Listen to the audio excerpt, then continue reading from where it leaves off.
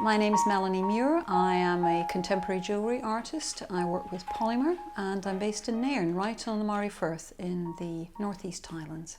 My technique is based on a Japanese metalsmithing process called mokume gane, where lots of very fine layers are melded together and then different pressure is applied. In my case, I actually use a texture stamp.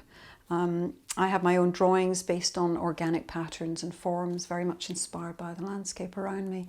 And when I press into those layers of clay, it creates a force which either presses certain areas up or others down, almost like mountains and valleys as I describe it. And then I use a very thin tissue blade and shave across the top of those mountains. It's very, very thin sheet. It's a veneer, as I call it. It's literally just a couple of millimeters thick. And when I shave across the top, that reveals lots of different patterns and different colours. Very serendipitous, slightly accidental process. I can't reproduce it, even when I try, even when I know the colours that I use to mix. So there's a wonderful element of discovery, and each time it's different, which keeps me involved and interested. One of the things that I've always loved about polymer as a medium is the ability to work directly with colour. The colour doesn't develop in the baking process. It's not something in a sense that you have to apply.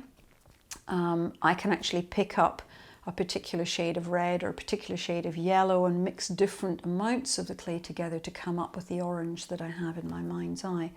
The inspiration for my work is almost always something that I see in the landscape around me.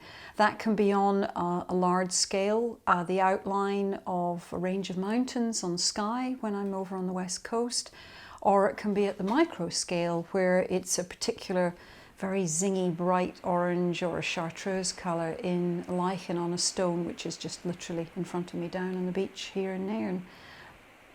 One of the things that I still do and have done since a very early age is quite simply to draw with a pencil. That might not be actually sketching, say, something out in the landscape, but I have a small notebook, and I'm still using the same notebook that I used to use when I was at Glasgow School of Art many decades ago.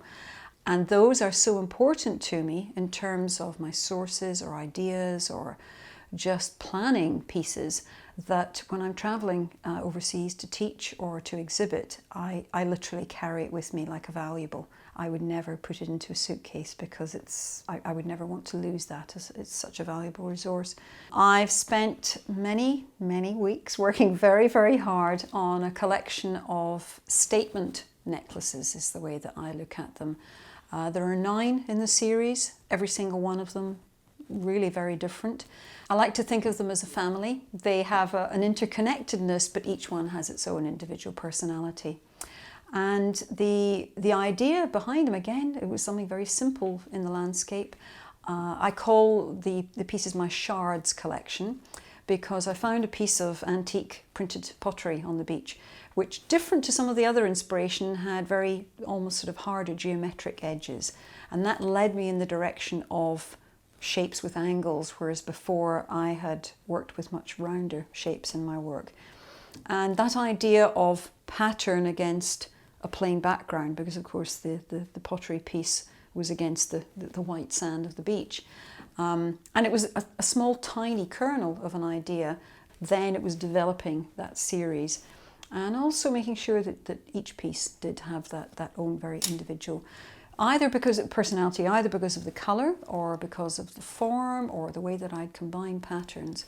But there is still an organic inspiration element to them in the areas of pattern.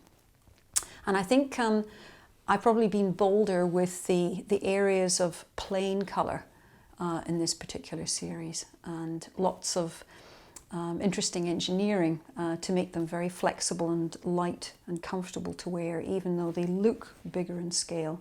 That's one of the great things about polymer as well. It's a very light material, so you can make quite big pieces, but you've not got that feeling of having something heavy hanging around your neck.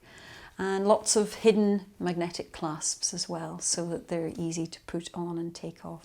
And those have all been tucked away in behind the polymer.